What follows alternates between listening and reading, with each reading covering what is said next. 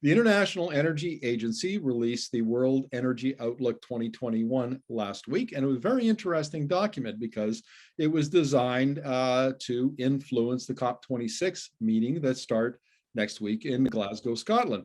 So I'm going to talk to Dr. Werner Antweiier, who's an economist at the University of British Columbia, about that and about about how the Outlook 2021 is connected to the COP26. So welcome to the interview, Werner. Well, hello, Markham. It's a pleasure talking to you. Look, I have a hypothesis that I'd like to run past you, and that is, like, I've been covering the energy transition for a number of years now, and in the past, there was a lot of discussion about, oh my God, how are we going to do this? How are we going to transition to clean energy, and what would that look like? And I think that has pretty much come into focus now. We're going to electrify 60 to 70% of the global economy. We're going to have some low carbon fuels like hydrogen. And then for those fossil fuels that we can't get off of in a timely fashion, we'll have carbon capture and storage, something like that. And that is basically the recipe. And now the question becomes, how do we do it? And how do we do it in a timely fashion to hit climate targets? Would you agree? And that's where COP26 comes in. Would you agree with that hypothesis? Yeah, broadly, I agree. Essentially, we do know what is in the technological mix today that will get us to the goal of net zero by 2050. The question really then is, how do we get there fast enough? Because what the report from the International Agency really shows is that it's not fast enough. The transition with the current policies will not get us there, and only with some hand waving that would involve carbon offsets of an undescribed type that are still to be developed would we actually get to net zero. So what we do know clearly today is that we need to accelerate the process of the energy transition and push the technologies along the way. And we can talk more about what that involves, what kind of government policies we need, and what we need from the technology in the next 2 decades to improve and get cheaper. Well, let's talk about that then. What kind of policies do we need, and are we likely to see those policies pushed at COP26? Yes, that is a big if, because what we clearly need are incentives for the market to go into the right direction. And that means we have to have a price on carbon pollution that can be done through different ways. It can be done through a direct carbon tax. It can be done through a cap and trade. It can be done even through subsidies. It could even be done indirectly through mandates for renewable energy portfolios and other things. And it gets into more and more of the second best policies eventually. But what we need is effectively a sufficiently high price on carbon emissions that sets the incentives right for the transition to happen, to deploy more renewable energy, from wind to solar to geothermal and others, and also to accelerate the transition to electric mobility, plus electrifying other areas that require a transition, even from natural gas compression for LNG to other things that could be electrified in a sustainable manner.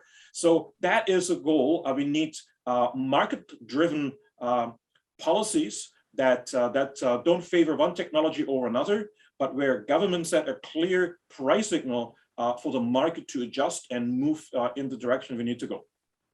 Now, I want to talk about the market-driven policies and approaches, particularly with electricity. I mean, we're talking about doubling or tripling the amount of electricity the world needs by 2050. And most of it, or all of it, is going to come from renewable sources, so intermittent sources.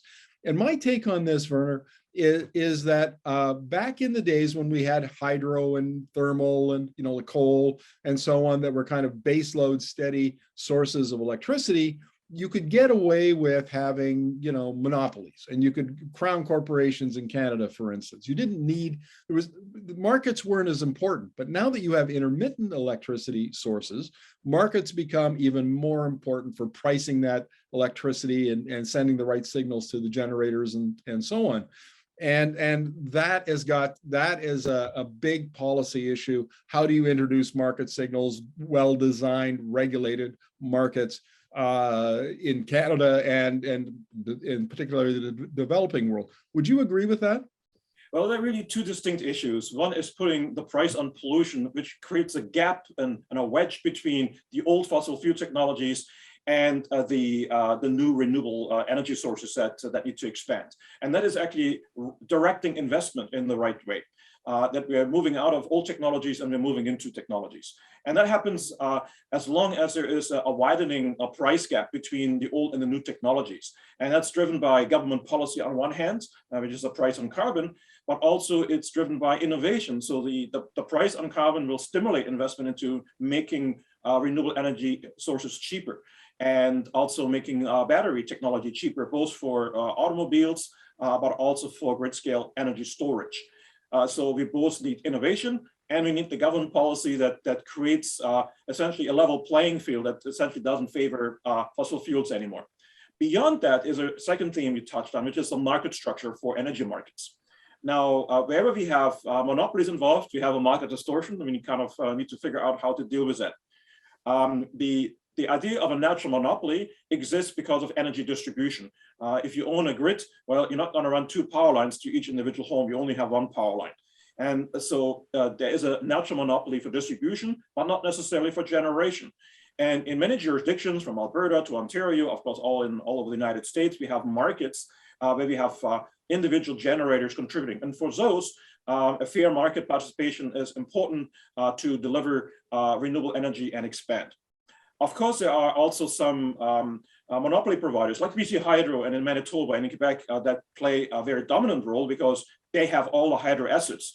And that is, of course, something that may soften over time as other types of renewable energy get into the market. Here in British Columbia, where I live, we have expanded wind, but only to a very limited degree because we still have abundant hydro today. The long-term planning from BC Hydro will actually will have to revisit this issue about what are these new additional sources beyond this massive Site C dam that's currently under construction is way over budget. So monopolies, where they exist, they will potentially soften up over time as we're expanding these other sources, and they will have to make room for renewable energy providers, whether it's wind. Here in BC, we have, of course, a coastline that could be used in that way, as well as mountains, and eventually also geothermal that could be playing a significant role here in British Columbia. But we need to make way for these new market participants to come into play eventually. And that seems to be, it seems like British Columbia is kind of its own illustration of the need to reform policy around energy markets. I mean, you can then apply that to other countries and other jurisdictions where those monopolies have been in place for decades, or maybe some outdated policy that needs to change. And you'd think that has to be a major focus at COP26.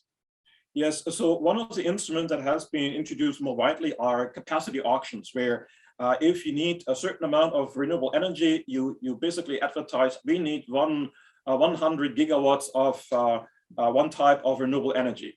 And then you have bidders get into that process of saying, well, we can deliver this, and this is essentially the cost. And you essentially, you figure out at what point you can satisfy the capacity requirement, and then you set the price accordingly to that auction. So capacity auctions are becoming more widely used, and that is actually introducing a market instrument to make sure that we're not favoring one provider over another, or we're favoring one technology over another, but we're essentially creating the right mix, the right portfolio that we need. And there are complementarities, of course, between wind and solar, because the wind blows at different times of the year, differently strong. The sun shines during the day, not the night, and also there's a seasonal factor. So we need to build the portfolio, and that requires some government intervention to set the right parameters for the process. But also we have to really let the market figure out how to do it efficiently, and not try to decree which technology or which company essentially is moving into that space. So markets can provide a lot of efficiency, and we need to kind of liberalize a lot of these forces to really make that transition not only happen, but also happen cost effectively. Yeah, that's a really good point, Werner, because the Outlook 2021 makes the point that there's a tremendous amount of capital, trillions of dollars of capital, that needs to go into reforming the global energy system between now and 2050. Governments can't provide it. They simply don't have the deep enough treasuries to fund all of that. That means that the private sector has to be involved. And then if that means then that you have to have government policies and markets designed to encourage the private capital to flow into those industries and do what needs to be done.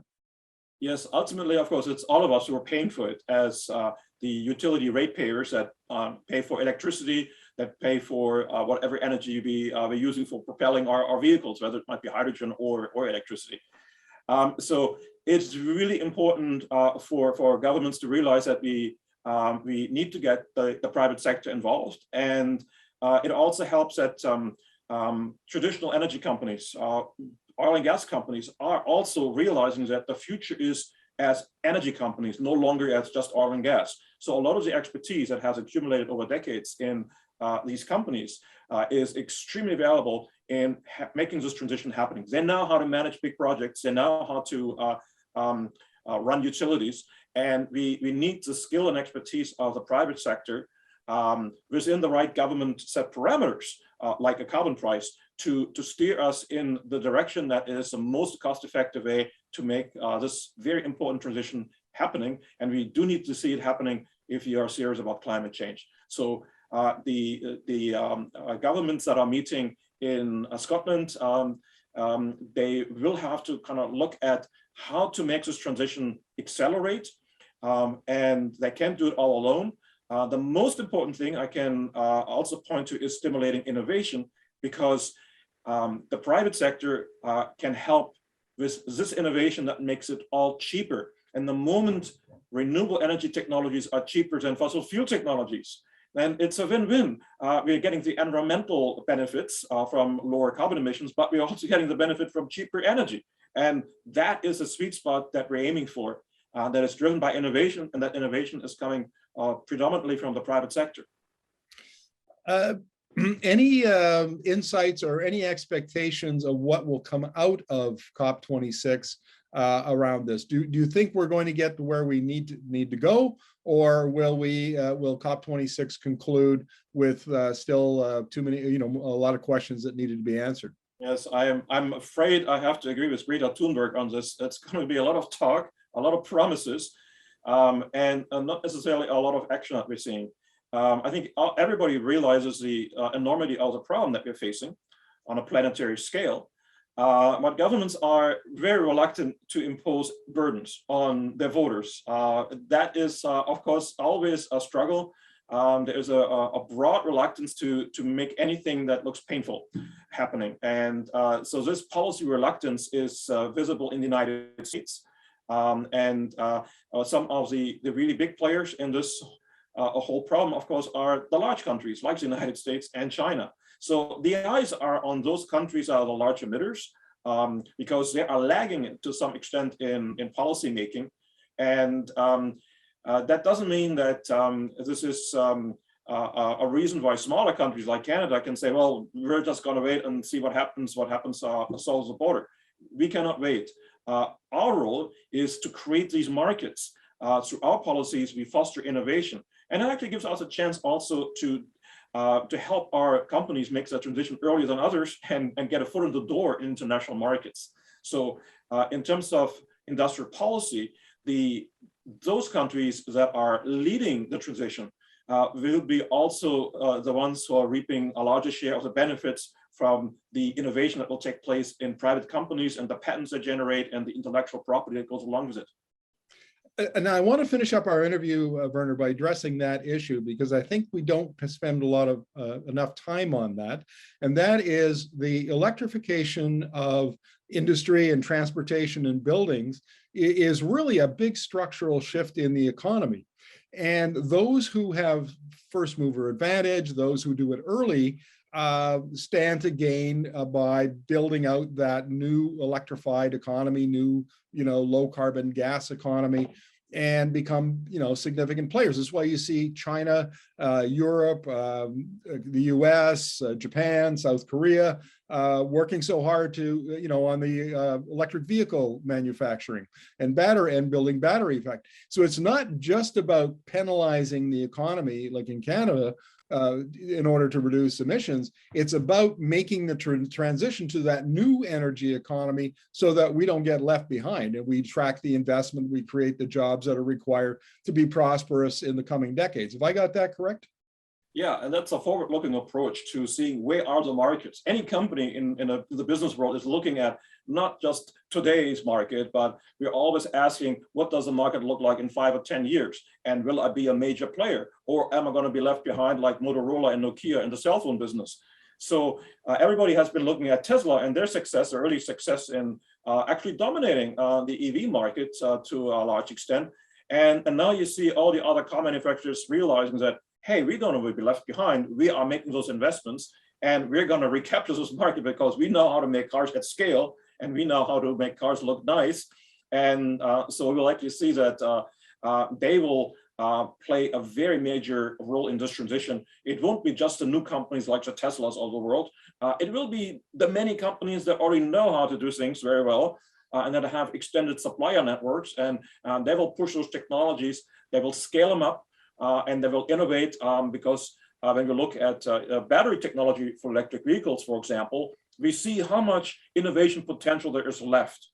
We have seen it with solar cells, photovoltaic cells that have come down in price tremendously over the last 2 decades. And now we're seeing the same happening with battery technology. We're going to see new generations, solid state batteries, new chemistries that will be denser, that will be cheaper, and that will essentially make battery-powered vehicles more attractive than old internal combustion engine vehicles.